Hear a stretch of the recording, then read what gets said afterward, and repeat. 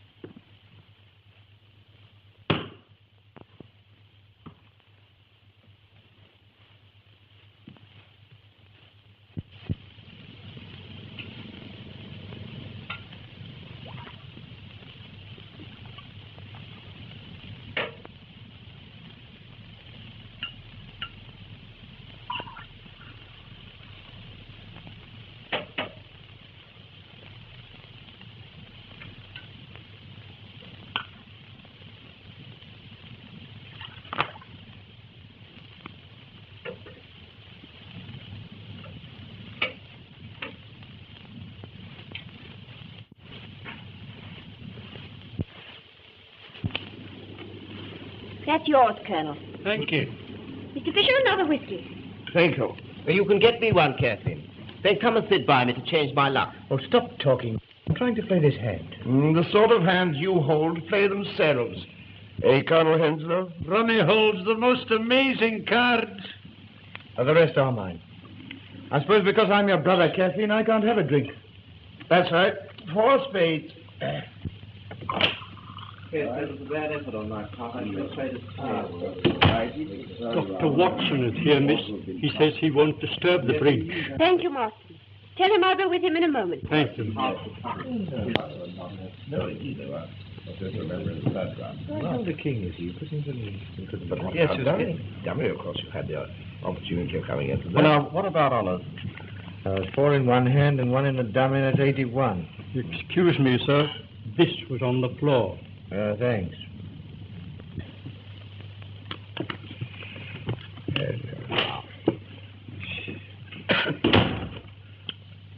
Thank you. My dear, I believe. Will you cut, Colonel? Come and sit by me, Kathleen. I can't leave Dr. Watson alone. I must go. Is that the Dr. Watson, the friend of Sherlock Holmes? Yes. Then you know Holmes. No. Dr. Watson has known us since Ronnie and I were kids. But we've never met Mr. Holmes.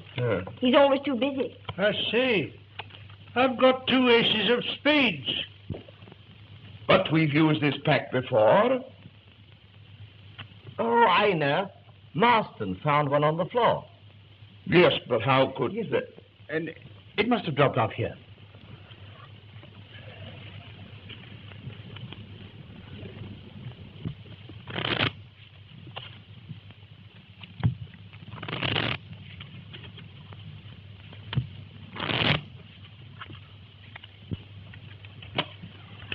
Your cut, please, Colonel. Cut for me, Ronnie. Well, Oh, don't go, Kathleen. I'll come and say good night to you all before I go to bed. I expect you'll all be at it till 3. No, don't get up. I hope you all win.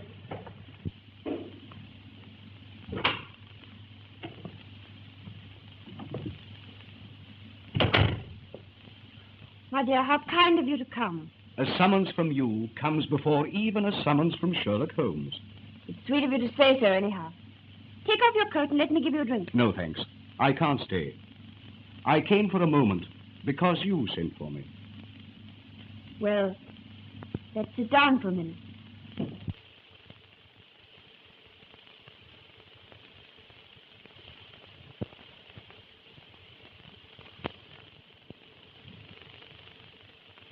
Has Ronnie got another bilious attack? No.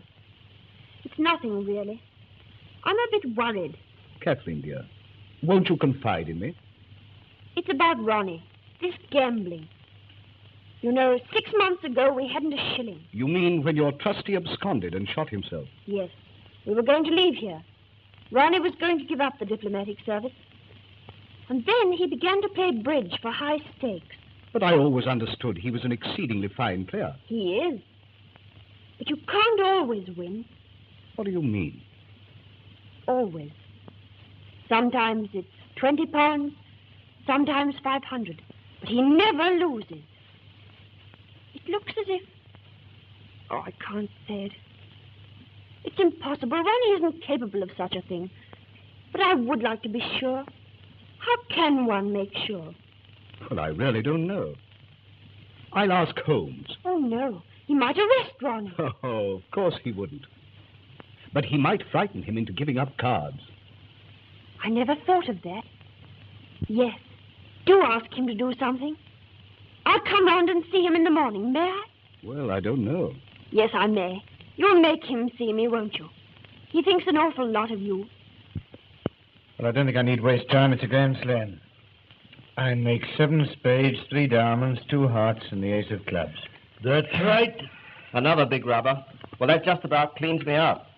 I make the difference 1,600 points. You add up very quickly. Quite a mathematician, eh? How much is that? 160 pounds. Well, I've lost both rubbers, and so I owe you 255 pounds. If we settle up at the end.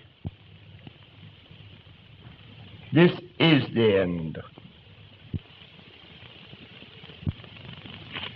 My wife is not very well, and I promised to go home early.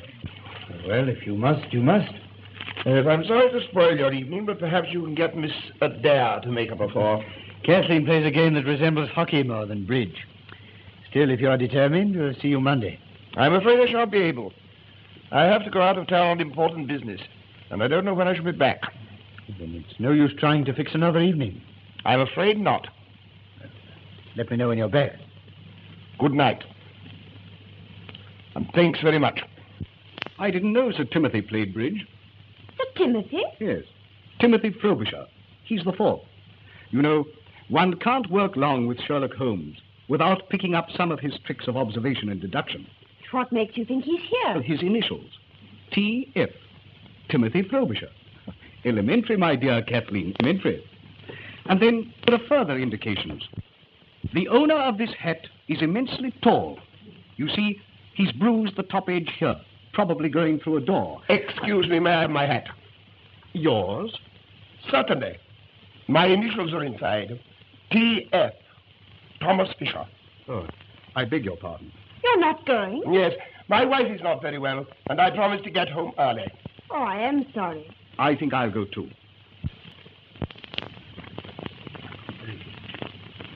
Well, good night, and thanks awfully. Sorry you had such rotten luck. See you Monday. Well, really, I think I better not. I've lost an awful lot lately, and I think I better chuck it for a bit. Well, just as you like. Oh, don't think me rude, but I just can't afford it. That's all right, Abba.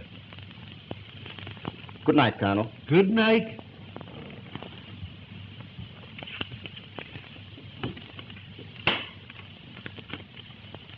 Well, have you to have a sick wife and a business appointment? No, a whiskey and soda. I'm sorry. Still, it is rather rotten. I don't see why. Fisher, being a millionaire, naturally loses his temper when he loses sixpence. And Tony Rutherford is broke. And you think that's all? What else? Oh, nothing, of course. You can always get another 4. Then you'll continue to come. With pleasure. I'm not afraid of losing sixpence. And I'm lucky. I often cut with you.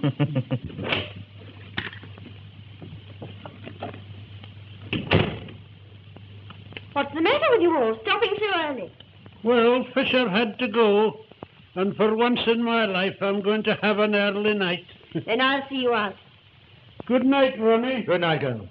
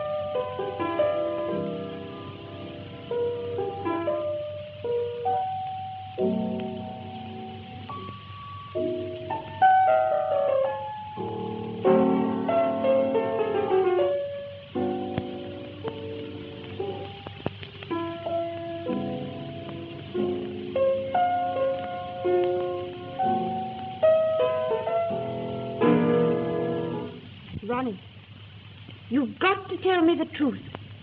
The truth? What do you mean? I've got to find out the truth. Terribly difficult thing, darling. Ronnie, stop. Kindly explain this ace of spades. Explain the ace of spades. You know exactly what I mean. When Marston picked it up, you said it belonged to that pack. It doesn't, and you know it. Well, it must belong to some other pack. A hidden duplicate pack. What the devil do you mean? How dare you suggest that God knows I don't want to suggest it. But we were ruined. Then you started playing bridge for high stakes. Look here, Kathleen. We've always been the best of pals. But if you're going to say things like that, Don't you see? Everything points to it. Oh, I don't believe it. I won't believe it. If I did, I'd rather put a bullet through your head than own a brotherhood. Yes, Master? Excuse me, sir. A note from the Foreign Office. Thanks. Who brought it? The commissioner, sir. Is he there? No, sir. He said there would be no answer. Thanks. Shall you want anything else, sir? Not tonight, Marston. I shall want breakfast a bit earlier. The foreign sending a car for me at 9:30. Very good, sir. Good night, please. Good night, Marston. Good night, sir. Good night. Anything serious? Well, if you must know, they want me to go and see some German fellow in Hampstead who'll tell me some official secret which was probably published in last night's paper. Don't go, Ronnie. I've got to have this out with you. I can't believe... Ronnie.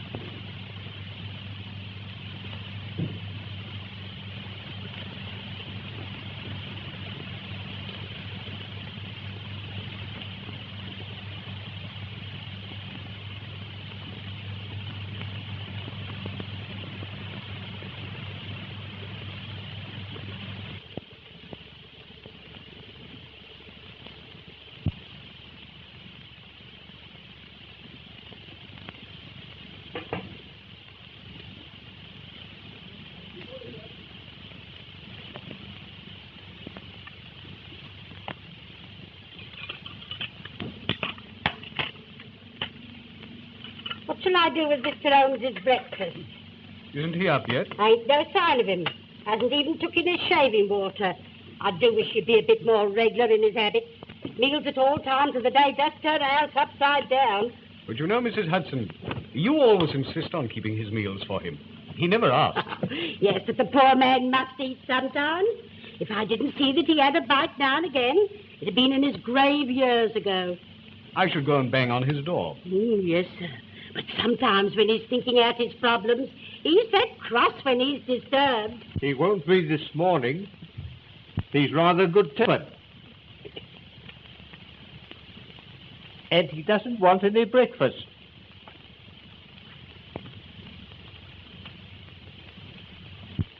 Lord, Mr. Holmes, you did give me a turn.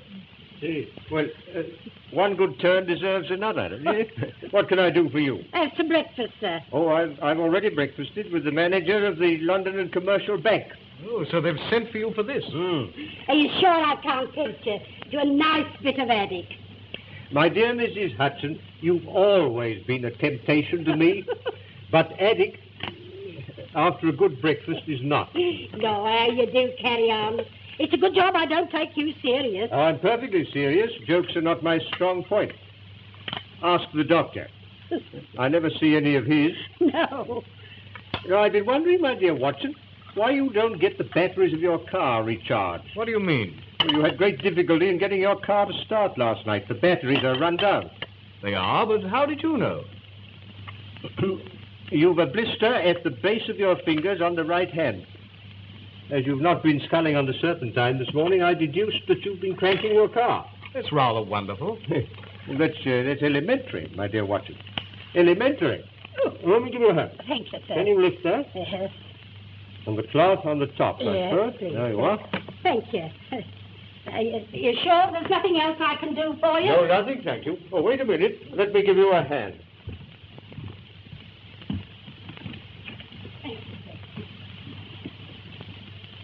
Why have they sent for you about this?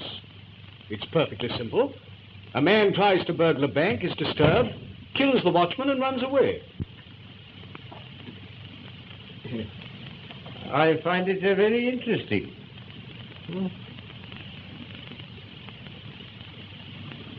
Have you ever heard of Professor Robert Moriarty? No.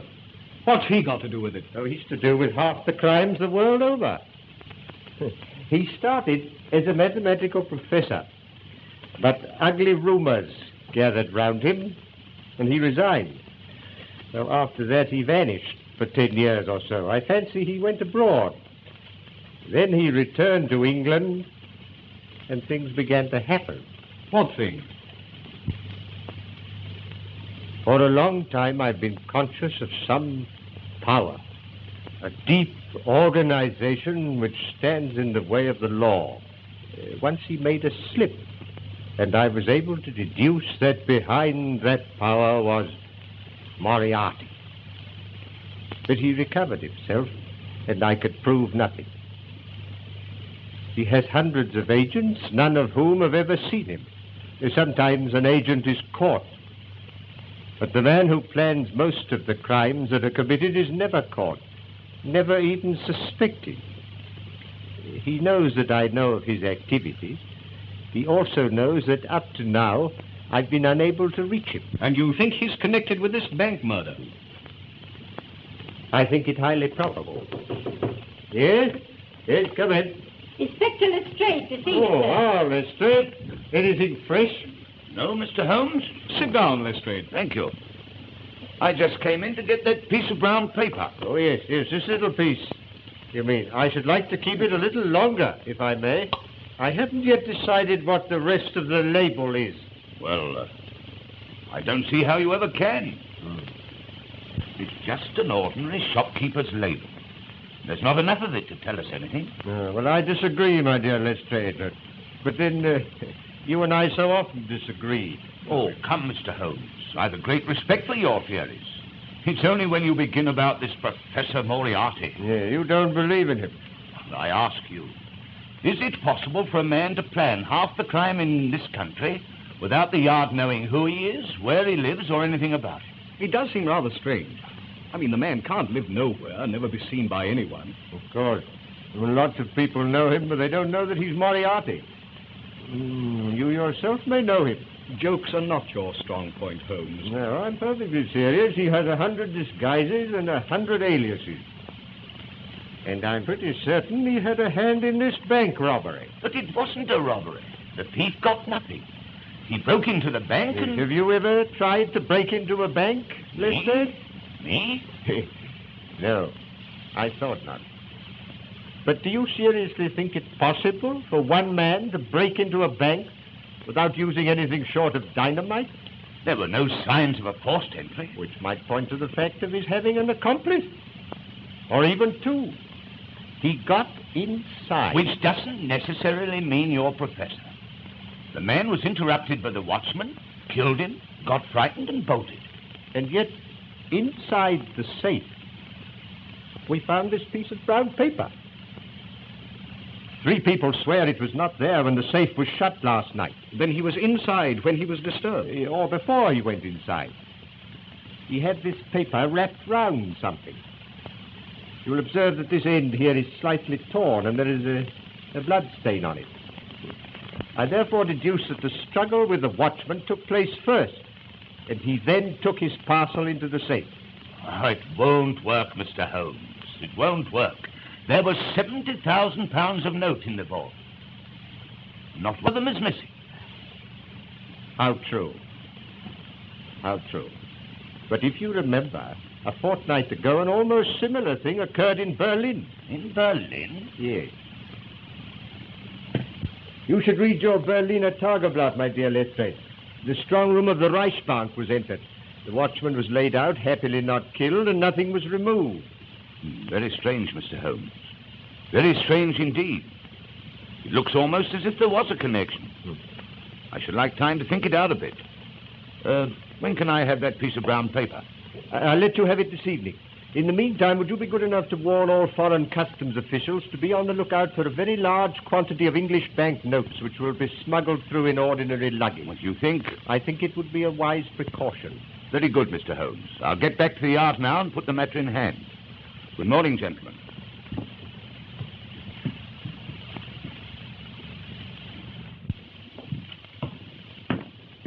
The chief has arrived, sir. Oh? What are his orders? He will interview Mr. Adair himself. Right. Send Mr. Adair in.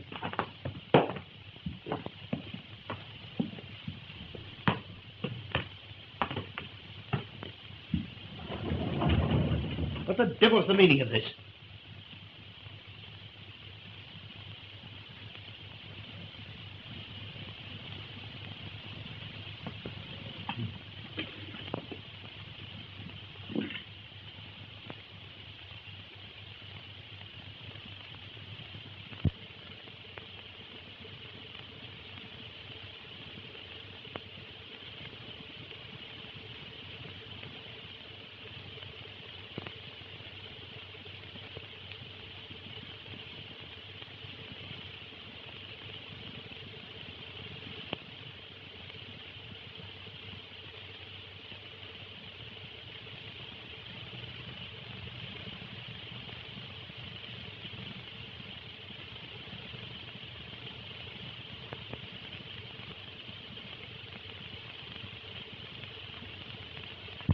Adair.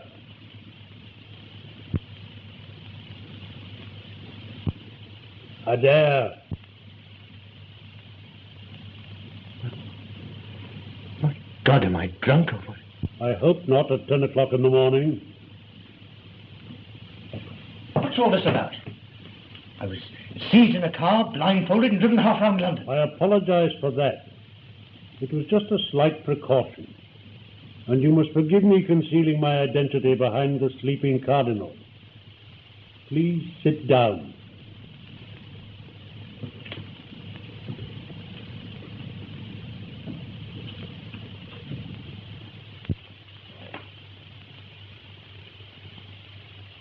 Are you Mr. Clink? Mr. Otto Clink? No. Poor Otto Clink must have been dead a good many years. What the devil's the meaning of this? Only that I have a slight favor to ask of you, Mr. Adair. A favor? Who are you, anyway? I understand that you are leaving on the Golden Arrow at 11 o'clock tomorrow for Paris. And if I am?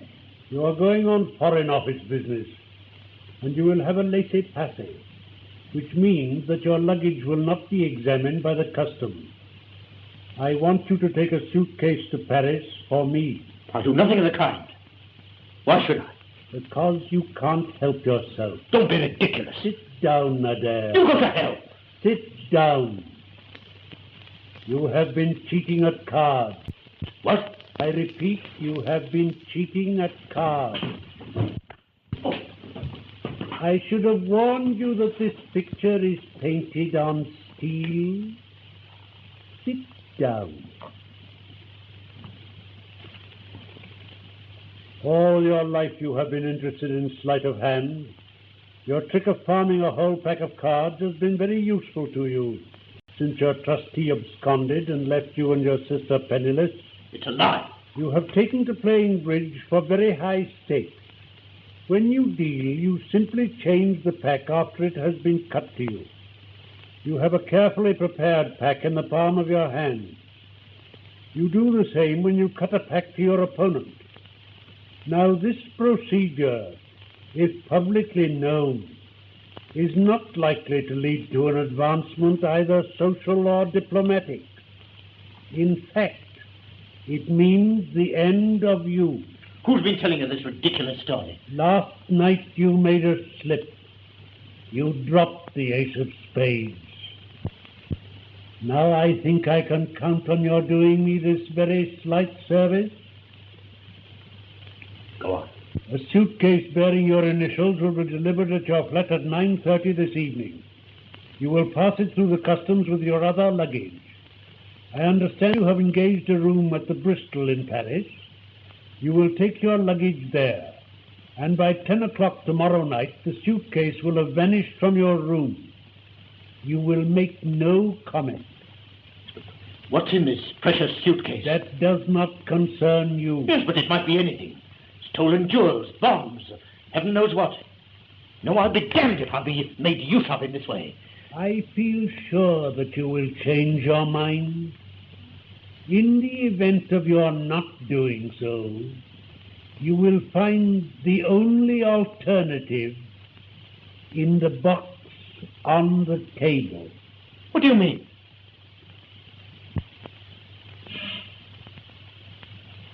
Here.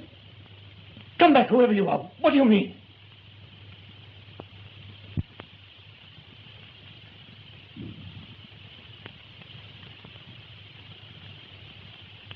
The only alternative. Oh, my God.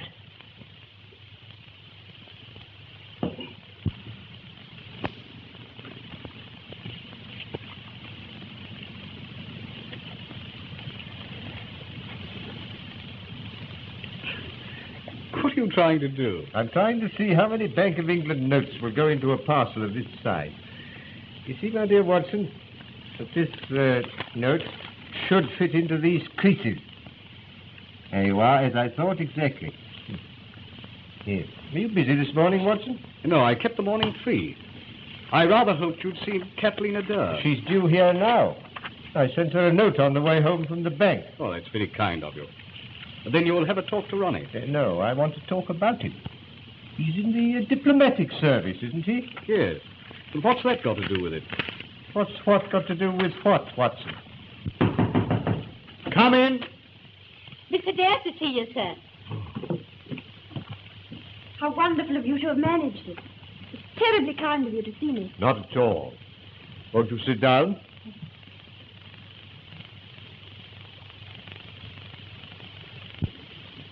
Watson's told me how worried you are about your brother, but I don't quite see what I can do. I've been wondering if you could find out if it's really true. If it is, and I can't believe that it is, perhaps you could frighten him into giving up. Well, whom does he play as a rule? Well, last night there was Tony Rutherford, old Mr. Fisher. What, Thomas Fisher, the millionaire? Yes, and Colonel Henslow, an old friend of ours. Mm-hmm. Fisher, I wonder...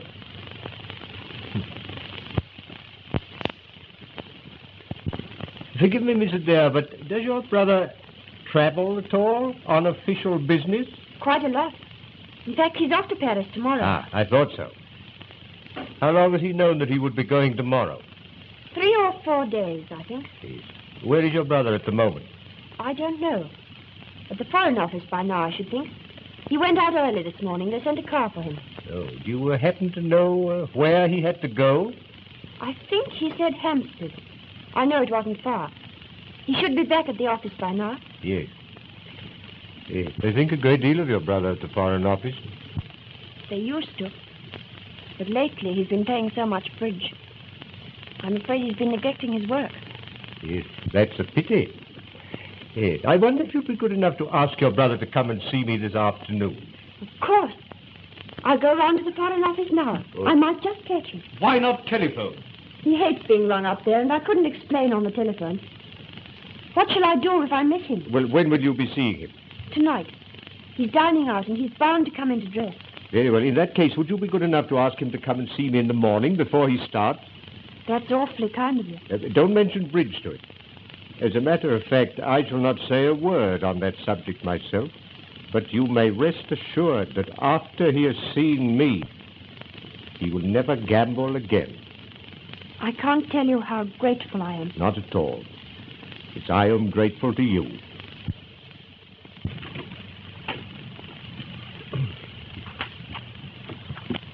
Goodbye. Watson? Yes?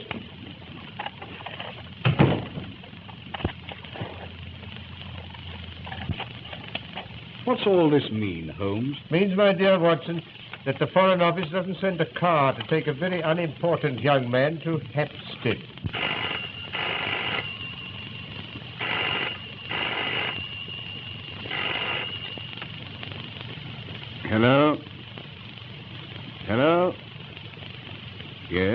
speaking. Who's that? Mrs. Smith. I seem to know that name. Mrs. Annie Smith.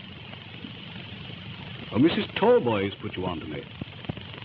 I don't think I know a Mrs. Tallboys. Huh? No, you're quite right. It doesn't matter. Well, you think it's appendicitis? Oh, what's the address? Do you mind taking this down, Holmes? 1006 Pentonville Road. Yes. Yes, I'll come at once. I'll take a taxi. Goodbye. Here's the address. I've added a note which I want you to read when you've found the taxi. What's it about? Well, you read it when you've found the taxi. I hope your friend, Mrs. Tallboy's friend, is not as bad as she thinks.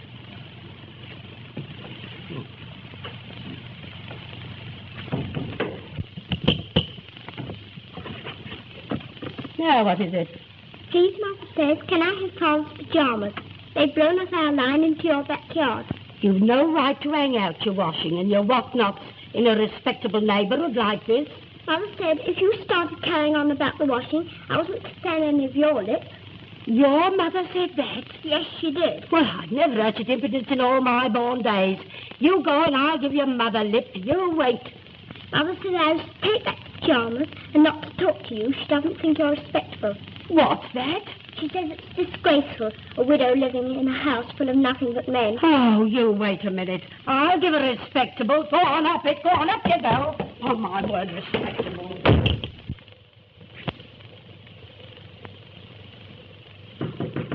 Yes? Come in. Hello. Yes? Sir. I'm just going to step round to that Mrs. Freeman. I've got a few things I want to say to her. Yes, Mrs. Hudson. But what has upset you?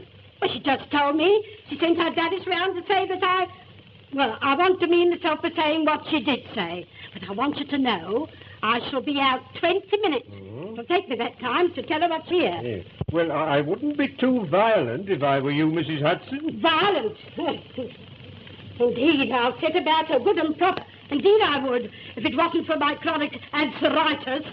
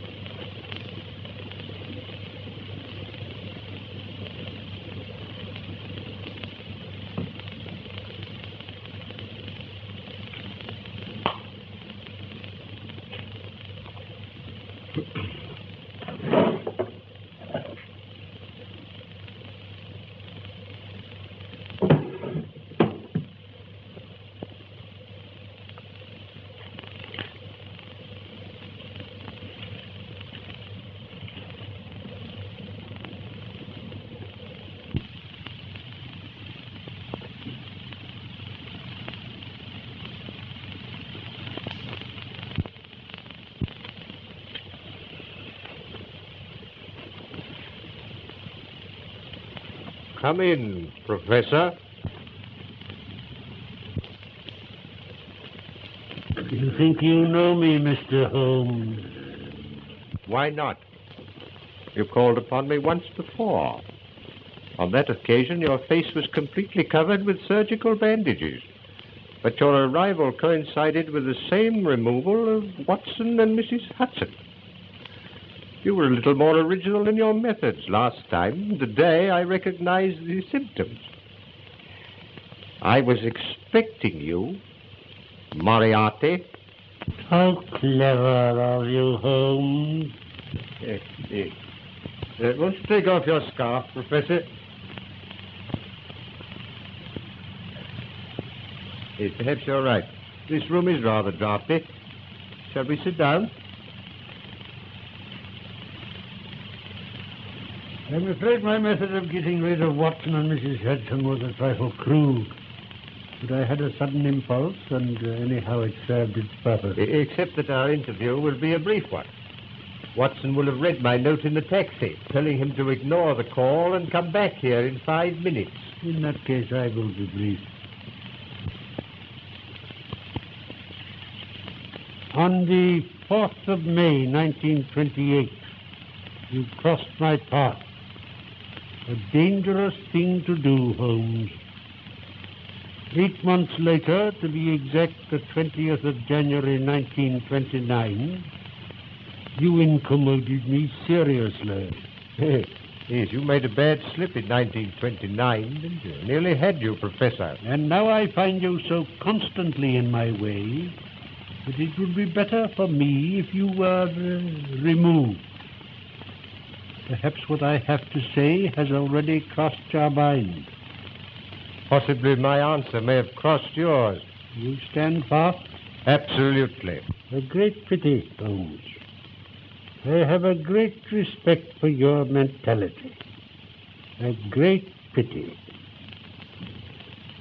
You're getting in the way of a great organization, the full extent of which even you, with all your cleverness, cannot realize. You wish to put me in the dock. You never will. If you destroy me, rest assured I shall do as much for you. That's very interesting, Professor, but your 5 minutes are up. I fancy I hear the arrival of Watson. May I offer you a piece of advice? Never give way to sudden impulses. They're even more dangerous to you than I am. I read your note, Holmes. I beg your pardon. Did you come to see me? Your friend is in great danger.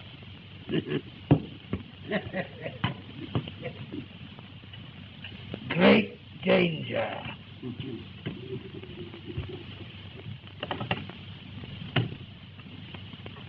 What's the matter with him? It is the draft, Watson. He's feeling the draft very badly at this moment.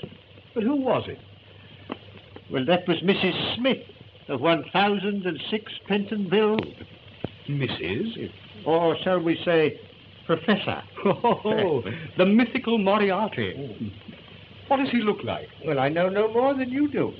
Except that the first molar in the left side of the upper jaw is very badly filled with gold. Have you a mathematical mind, Watson? I think so, fairly. Ah. Well, never give way to sudden impulses. They're not good for mathematicians. Moriarty has made the worst slip he's made since January 1929. You mean you think you found out how to get him? No, I found out where he gets his boots. I wish you'd be serious. The professor's boots are made by Mr. J.J. Godfrey, bootmaker. Yes, here we are. 502 Pont Street, Southwest 1. Godfrey, Pont Street? Yes. But that's where I have mine made. You do surprise me. But Godfrey's a perfectly respectable tradesman, with a high-class clientele. Well, obviously, you and Moriarty. You share a bootmaker with the professor. And for all I know, he may be a great friend of yours. Oh, really, Holmes?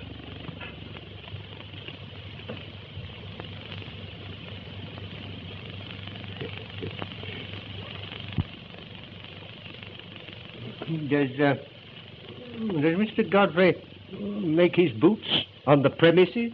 Yes, in the basement. He showed me over his workshop once. Yes.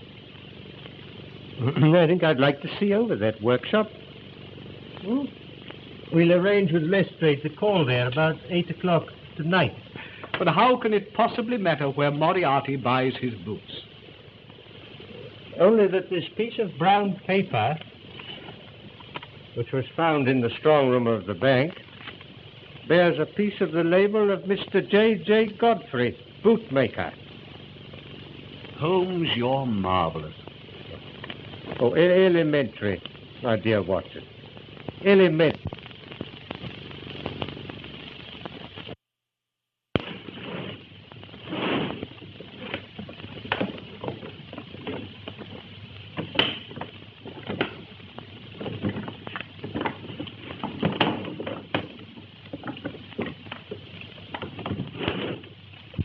Well, that's that. Now what am I to do with it? You will be at Down Street Tube Station at 9 o'clock precisely. You'll take the suitcase with you. Oh, it's all right. There's heaps of time. It isn't 8 o'clock yet. In the main entrance, you'll see a man with a scar on his left temple. He will take the suitcase from you. Yes, sir. The keys? Hello, sir. Looks a good bit of work. Yes, sir. I'm a good workman. Moran, Oh, the chief's here. I have just been informed that Inspector Lestrade has left Scotland Yard in a powerful car with police constables number 47, 54 and 83, all of the C Division. They will doubtless call for Sherlock Holmes and that great detective, Dr. Watson. Don't attempt to hide the suitcase. It would look suspicious. And see that everything is tidy. If the police detain you, I have arranged for someone else to take the suitcase. Don't off and then come in here, Moran. You heard? Yes, sir.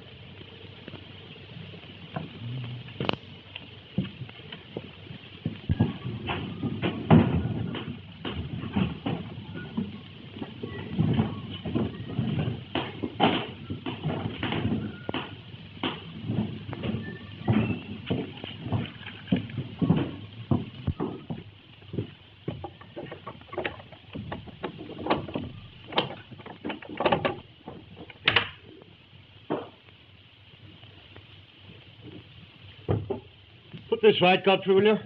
All right, sir.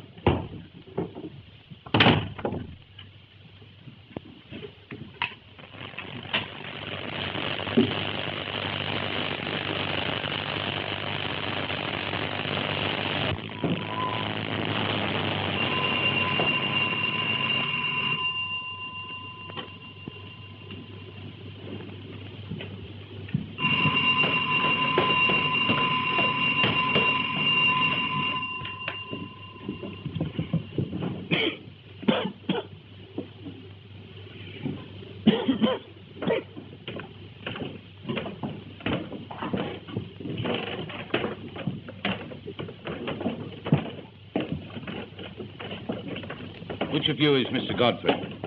I am. There's my search warrant. Search warrant? Well, what are you searching for? You'll know when I found it. Why? If it isn't Dr. Watson. Hope the last pair of shoes I made was satisfactory. I see you're wearing them now. Yes, quite thanks. I say, Holmes, this does seem rather absurd. You know, Godfrey's made my shoes for years. Yes, your shoe last is in that cupboard over there now. Over there? Yes. I'll go and find it.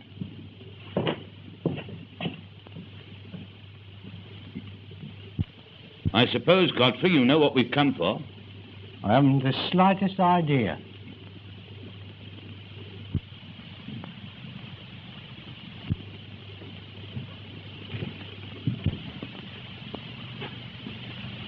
Hello. Starting out a new branch, eh? Oh, that? Yes, that's an experiment. Special order for a new customer. Thought I might as well try my hand at it. I'm glad to see you look after your work people, Godfrey. Oh. Well, we've only got 3 of them. There's Roberts and Williams and his brother here. Yeah. Well, you look after them. The place is properly ventilated. Ventilated? Oh, that. Yes, sir. Yeah.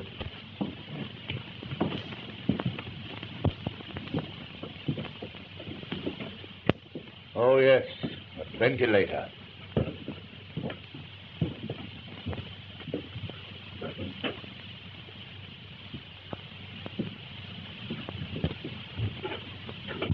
Where's that door lead? To the area. But as you can see, it hasn't been opened for years. Well, I should like you to open it. Heaven only knows where the key is. That door hasn't been opened since I don't know when. Oh. Godfrey, this is a curious looking... What do you use for? It's used for special work. Oh.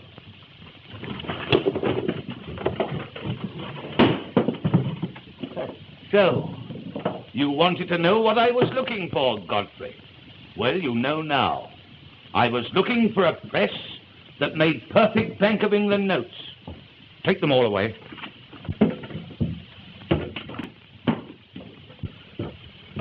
What are you doing? Quick, follow this wire. Let's straight. What for?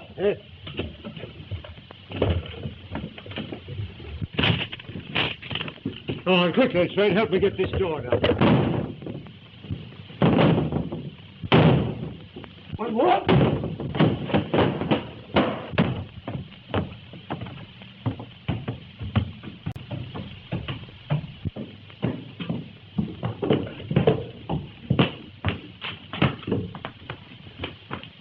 Watson.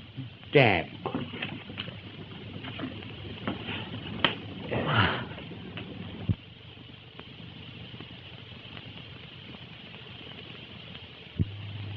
Oh, have another drink, my dear Watson. Yeah, you feel better. Thanks, I'm all right. I haven't a scratch. It was a bit of a shock being seized and trussed up like that. You saw nobody? Nothing. I was standing in the cupboard, and the shelves swung round. I was seized from behind and blindfolded. Well, anyway, we've done a good night's work. My theory of the bank robbery is proving correct. But what has your finding a forger's outfit in a bootmaker's basement got to do with a bank robbery, which wasn't a robbery at all? Well, I'll try to explain.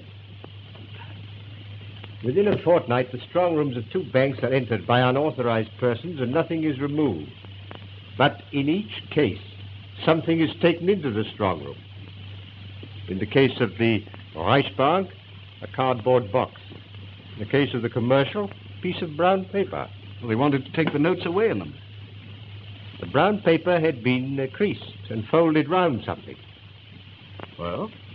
Mr. Godfrey's printing press makes perfect Bank of England notes. Now, supposing they have an accomplice who gives them the numbers of the notes in stock. They make duplicates. Probably perfect duplicates if my friend Moriarty has anything to do with it. They change these for the real ones.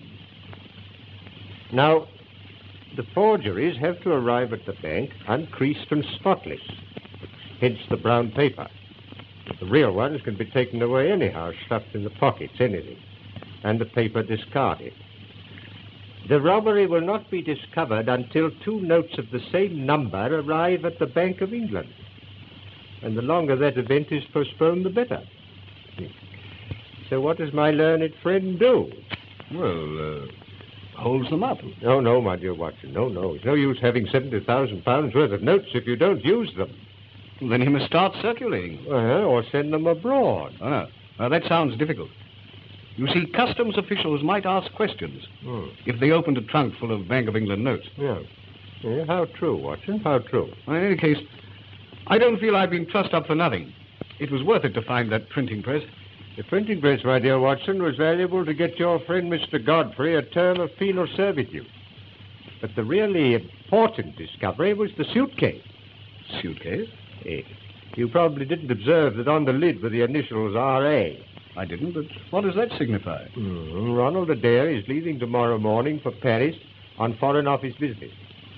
He will have a diplomatic passport and a laissez-passer, which means that his luggage will not be examined. But, well, you can't connect him with... Good heavens, you don't think he's one of the gang? Supposing Moriarty were to threaten to expose his bridge exploit. How should Moriarty know? Well, how do I know things? What time is it, Watson? It's 11:15. Oh, well, I wonder if we could get hold of Adair now. Oh, I forgot to tell you. Miss Adair sent a message to say that she'd missed her brother at the Foreign Office and that she'd sent him round in the morning. Well, will you ring up now, Watson, will you, and see if we can get hold of him right away? Yes, certainly. If I'm right, that young man is the one weak spot in Moriarty's armor. If I can get hold of him, Moriarty's wrong. He will stand in the dock tomorrow, and not long after on the gallows.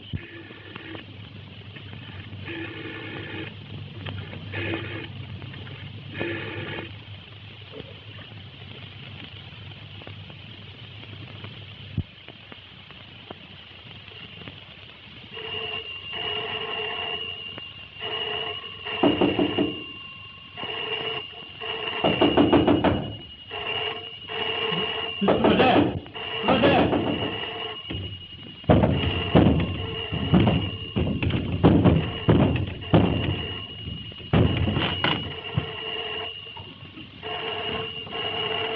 Mr. Adair?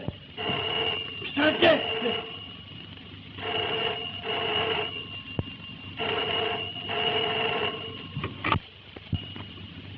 Hello.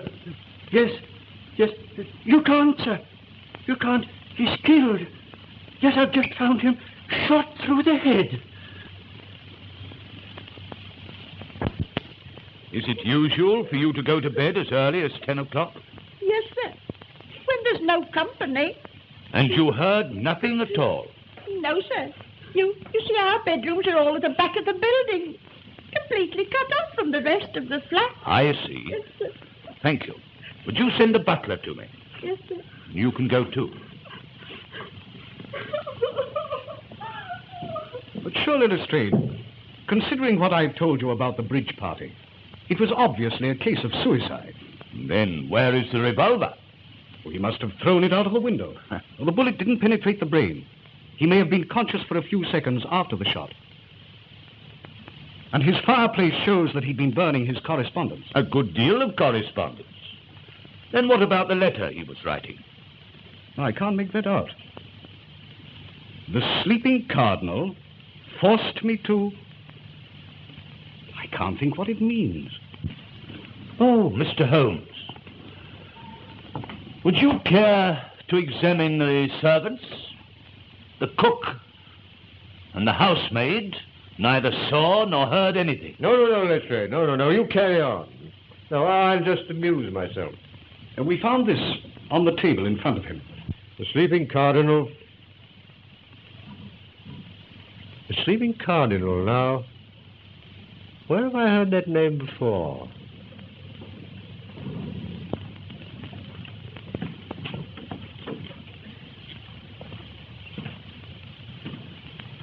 You're the butler here. Yes, sir. Have you been with the family long? 3 years, sir. Then you know their ways. Did anything unusual occur here this evening? No, sir. Miss Adair dined alone at home, and Mr. Adair came in at 9:15 with Colonel Henslow. Who is Colonel Henslow? Oh, he's an old friend of the family. He knew Ronnie Adair's father in India. Sir Henry Adair was Governor General of Bengal, you know. They used to hunt tigers together. Did you gather at all what they were talking about when they came in? Well, sir, Mr. Adair was saying, "And you think Fisher means trouble?" Mm-hmm. That was all I heard, sir. How long was the Colonel here? Barely half an hour, sir. Was Miss Adair with him? No, sir. She was in her room. And was anyone else in the flat? No, sir. You're positive that there was no one else at all? No, sir. Oh, a man came about 9:30 with a new suitcase that Mr. Adair had ordered. What kind of a man? I didn't notice him particularly, sir. He wasn't actually inside the flat. He just handed me the case and I signed for it. Where did the case come from? I really didn't notice, sir. I just told Mr. Adair it was here, and he told me to put it with the other luggage in his bedroom. Oh. Which one? That's the odd thing, sir. It isn't here. And I can't find it anywhere, though I've searched the flat. It was quite an ordinary sort of case. Can't think where it could get hidden. But it must be somewhere. Unless Mr. Adair took it out. He didn't go out, sir. He went straight to his room after the Colonel had left. Why didn't Miss Adair come and see the Colonel? Wasn't she friendly with him? Oh, yes, sir. She was quite friendly with him. Wasn't she friendly with her brother? They were devoted to each other. They was, sir. But there was a bit of a shindy last night, sir. Well, she never mentioned anything about it to me. No, sir. It was after you and the other gentleman had left. I can't think it was a serious quarrel. I beg pardon, sir. It was.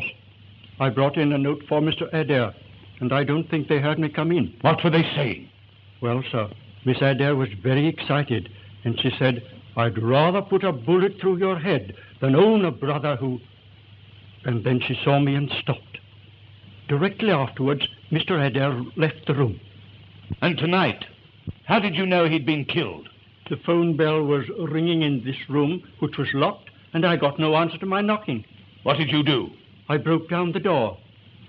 And then I found Mr. Adair in that chair, lying across the table, dead, and the window open. How long had he been in his room? About half an hour, sir. And you heard nothing? Not a sound, sir. And I was in my pantry, which is on this side of the flat. Thank you, Master. Would you ask Mr. Dare to come here? Yes. I think if I were you, I should see Colonel Henslow first. I understand he's with Miss Adair. And after all, he was the last person to see Adair alive. Yes. Will you ask the Colonel to come here? Very good, sir.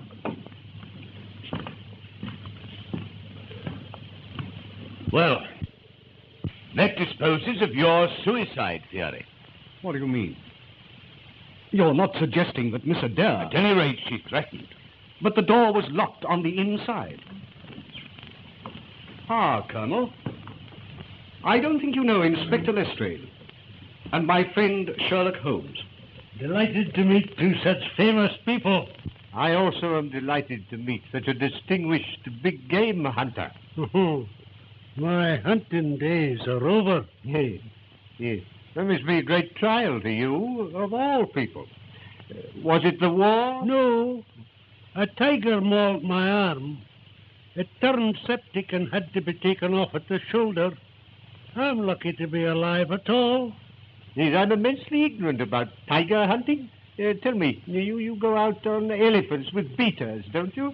Pardon me, Mr. Holmes, but I must ask the Colonel a few questions. Yes, all right, just a minute. I'm very interested in tiger hunting. Well, elephants and beaters are used when royalty and rajas hunt tigers, but they're expensive. Oh, very. You can always tether a goat and wait till the tiger comes for it. Really, Mr. Holmes, I'm pressed for time, and I must ask the Colonel a few questions. Yeah, well, fire ahead, Lester, fire ahead. You were the last to see the deceased alive. Yes, he's been very nervy since last night. He came round this evening and asked me to come back with him for a chat. I suppose you all know what's happened at the bridge party. Yes? One of the players looked like being unpleasant, and Adair wanted my advice. And what was your advice? To do nothing at all. Even if it were true, nobody could prove it. And he was less worried when you left? I think he was, a little. I understand a new suitcase was brought to the house last night. Were you there when it arrived? I believe so. I never saw it, but I heard Ronnie tell Marson to take it into his bedroom. What time did you leave? About 10:15. And within 3/4 of an hour, he was found dead. Surely it's obvious he shot himself. I disagree, my dear Watson. He was murdered. Of course. You don't really think so? Yes, my dear Colonel.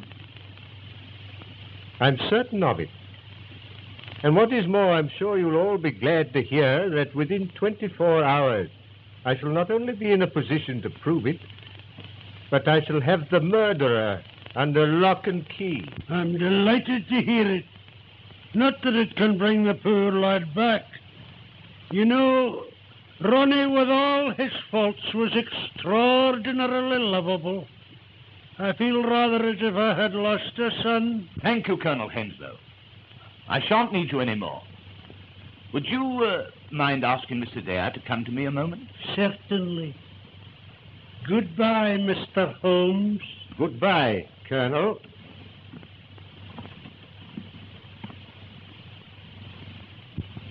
I'm sorry I interrupted you, Mr. Holmes, but you seem so interested in tigers that I thought you were never going to stop. They interest me.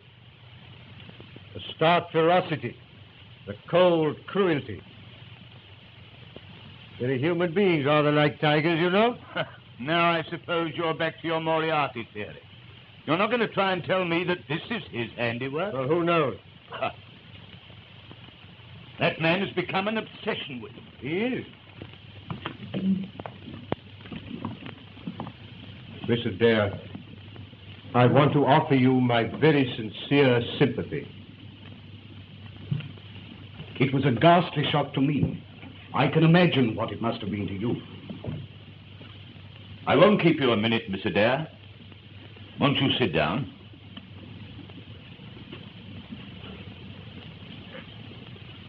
When did you last see your brother? At 6:30. He came in to dress, and I came in here to give him a message. What was the message? I told him that Mr. Holmes wanted to see him before he went to Paris. You see, I'd asked Mr. Holmes to interview him. What did he say? He was upset. In fact, we had rather a quarrel about it. Another quarrel? You had one the night before. Yes, but this was not so serious. He was merely annoyed that I had spoken to Mr. Holmes. He was very annoyed? Well, rather. He seemed more frightened than annoyed. I couldn't understand. And so you quarreled again? Well, yes. He said I had no business to interfere in his affairs. And did you again threaten to shoot him? Shoot him? What do you mean? The night before, your butler heard you threatening him. Oh, no. I never did anything of the kind. I shoot Ronnie. You said you would rather put a bullet through his head than own a brother who... Oh, that was only a figure of speech. I was accusing him A of most something. unfortunate figure of speech, considering that within 24 hours he was found with a bullet through his head. But you don't think that No, I... miss. But I must ask you to come along with me after I've finished my investigation. I say, Lestrade, this is grotesque. Holmes, listen. Here's Lestrade suggesting that Miss Adele... No, Dr. Watson, I didn't. All I want is her to come along and make a statement. I'm sure Miss Adair will be delighted to go with you, Lestrade. It is quite a warm night. Anything you say, of course. Thanks, miss. I shall be ready in a minute. Then I'll go and put on my things. If you have no more questions... No, nothing else, thanks.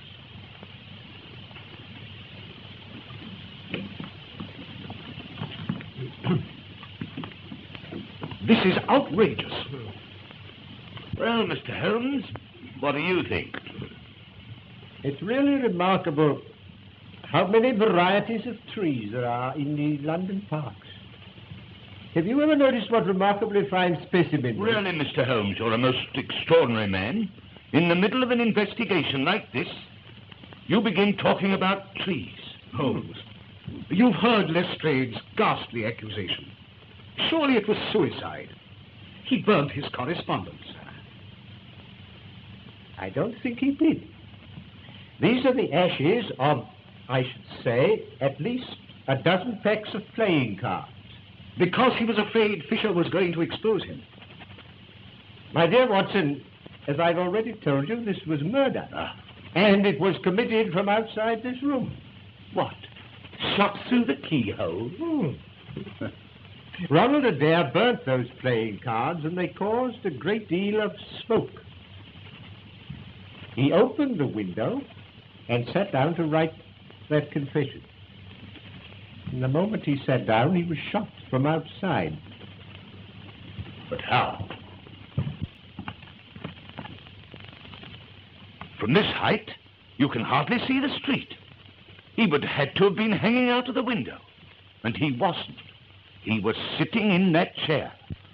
And you're suggesting that somebody stood in the middle of Park Lane between 10 and past and fired a rifle? It would have had to have been a rifle to carry as far as this. And that nobody saw or heard anything, though there must have been hundreds of passers-by. Yes, passers-by there undoubtedly were. But as you've doubtless already ascertained, there were no police about. I beg your pardon, Mr. Holmes. There are always police about. There are a couple on point duty at Stanhope Gate. I find on inquiry that 3 separate disturbances occurred at precisely 10:15 in this neighborhood tonight. A lot of roughs who are not accustomed to frequent the public house round the corner refused to leave and were ejected by the police. A young woman drove a car into a lorry about 100 yards up the road, and there was a false alarm of fire in Harford Street. It's curious that all these things should have been absolutely simultaneous. But even supposing the police were occupied, you can't stand and fire a rifle into a Park Lane window without somebody having seen and heard something? How true. Do you know a hornbeam when you see one? A hornbeam? There are some remarkably fine specimens in the park. What is a hornbeam? The Latin name is carpinus. They're common in the temperate zones of Asia and some parts of southern England. It looks like a beech, but it isn't.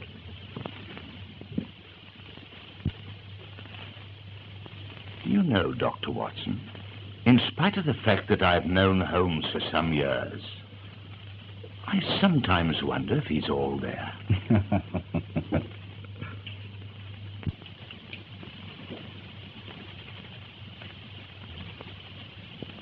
Put this in your mouth for a few minutes.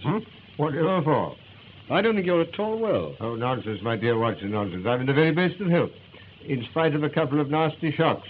When did you have a shock? Well, I said two. During the stroll I took this afternoon, I was just going to cross the Marylebone Road. The policeman on point duty was holding up the traffic, when a two-horse van, apparently out of control, whizzed round the corner and was on me in a flash. I sprang to the pavement and saved myself by the fraction of a second. Good heavens. Yes. 10 minutes later, a brick fell from the roof of a house. It was shattered at my feet. They were repairing the roof at the time, but the police proved it was an accident. I know better. Oh, very nasty indeed. But these things happened this afternoon. I was worrying about you in the early hours of the morning. What did I do? Do? In the middle of a terribly serious conversation, you started talking about trees in the park and the difference between a hornbeam and a beech, altogether disconnected. And I thought a little delirious. Yes, I did ramble a bit, didn't I?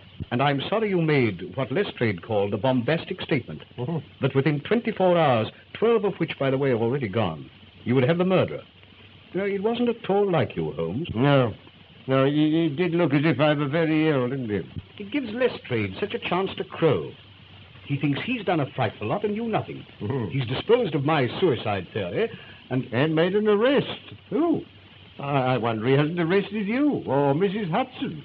And he never stops talking about this mythical Moriarty. Now listen, my dear Watson.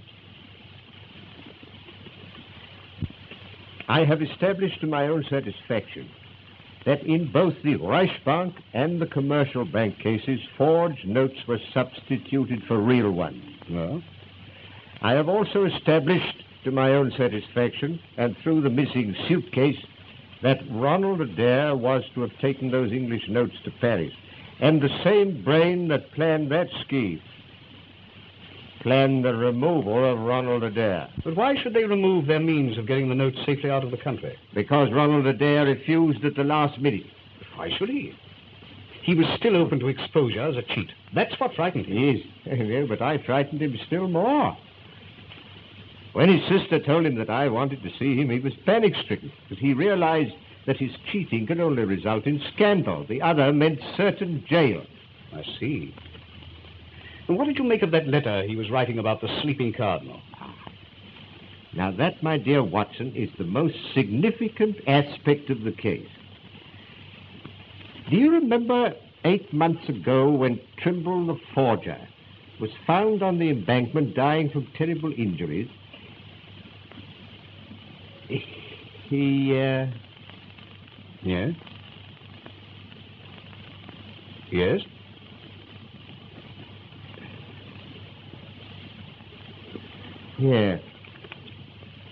Yes, now, we mustn't forget your appointment.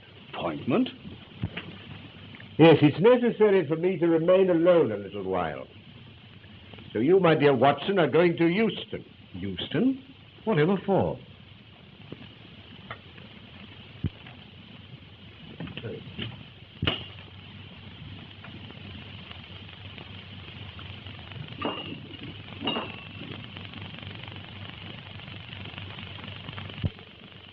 What's the idea? You'll see.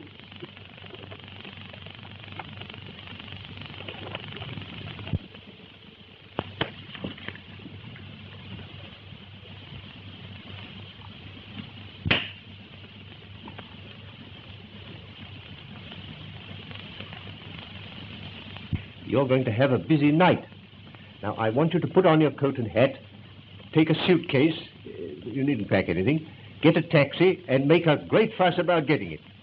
Call Euston to the driver and tell him if he doesn't hurry, you'll miss the Scotch Express. The Scotch Express? Yes. You'll be followed. The moment you get to Euston, pay off the taxi and rush round to the booking office.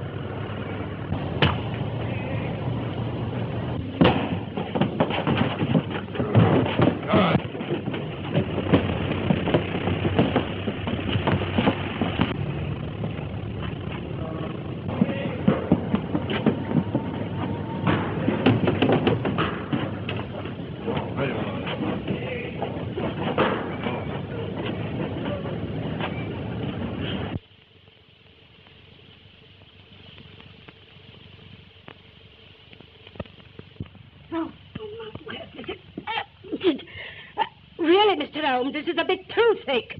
My apologies, Mrs. Hudson. Once again, you've proved yourself far above ordinary women. Well, Mr. Holmes, I did as you told me to. I moved the statue every few minutes when suddenly the whole blooming thing falls on top of me. But you've done very well, Mrs. Hudson. Very well. Lestrade, bring in the prisoner.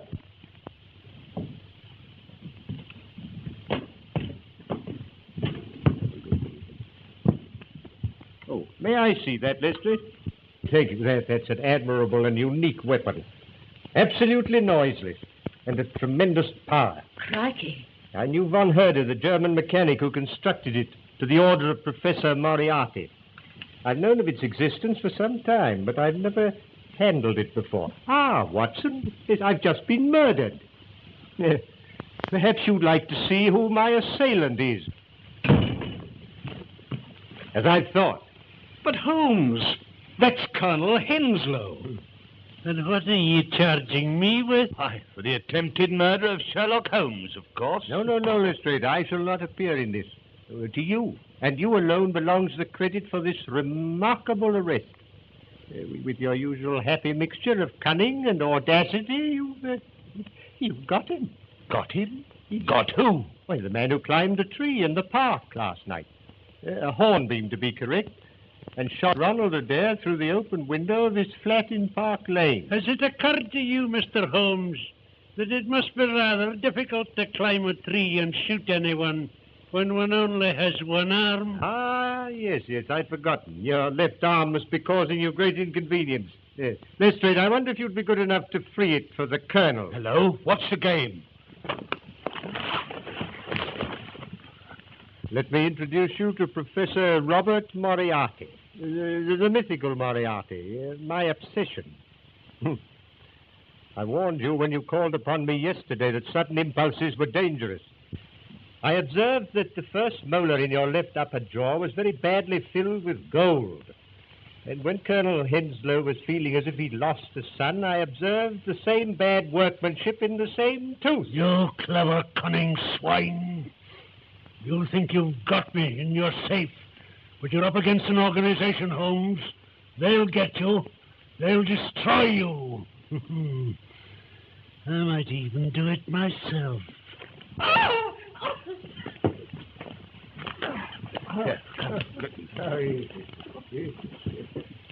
Take him to the station, Lestrade. Yes. I think you'll find most of your organization waiting for you there. Also a brand new ceding £70,000 of good English banknotes. Take him away. We shall meet again, Mr. Holmes. And next time... Come on.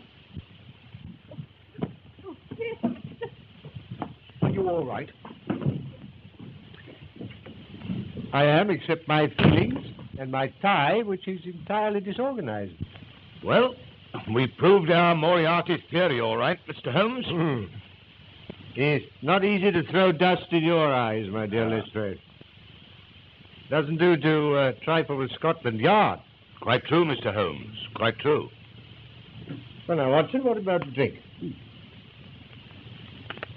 You'd like one, wouldn't you? Thanks. Lestrade?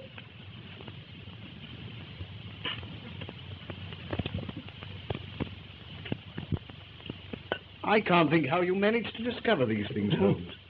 I saw nothing that could have put you on the track of the murderer. On the contrary, my dear Watson, you've seen everything. Except the tree, which I told you about, but you were unable to make the necessary deductions. I knew about the existence of that air gun.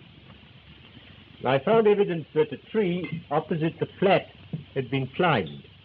By issuing a threat in front of Colonel Henslow, I made certain that during the 24 hours he tried to silence me as he'd silenced Adair. Hence your little trip to Euston, Watson, and my placing a bust of myself in the window, which Mrs. Hudson moved occasionally to make it appear lifelike.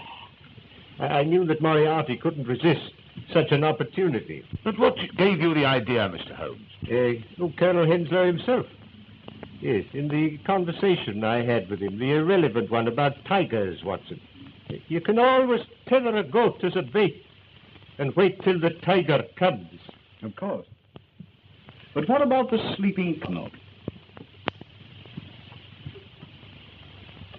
Godfrey's made a stake to the sleeping cardinal. That's the painting in the room in which you were tied up, Watson, and through which Moriarty used to speak unseen by his dupes. I've only one regret, that the bust of myself by Angelo Palazzini has been irretrievably ruined.